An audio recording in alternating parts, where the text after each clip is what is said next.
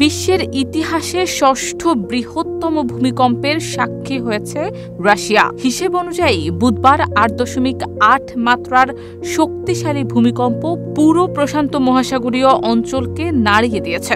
এই তথ্য জানিয়েছে যুক্তরাষ্ট্রের ভূতত্ত্ব জরিপ সংস্থা। সংস্থাটি ১৯০০ সাল থেকে বৈজ্ঞানিকভাবে ভূমিকম্প রেকর্ড করে আসছে।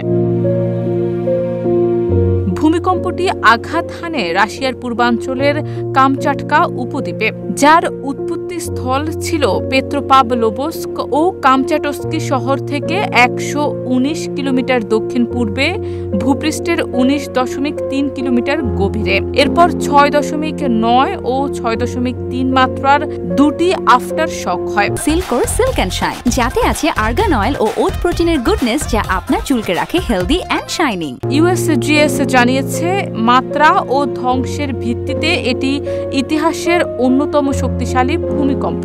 এর আগে ১৯০৬ সালে ইকুয়েডরে এবং ২০১০ সালে চিলিতে একই মাত্রার ভূমিকম্প হয়েছিল।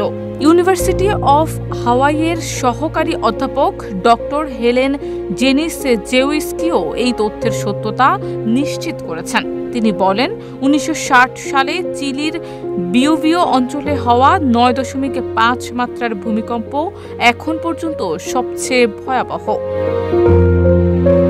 রাশিয়ার ভূমিকম্পের পর জাপানের হোক্কাইডো উপকূলে ১২ ফুট উচ্চতার সুনামির ঢেউ আছড়ে পড়ে। প্রশান্ত মহাসাগর জুড়ে জারি করা হয়েছে সুনামি সতর্কতা।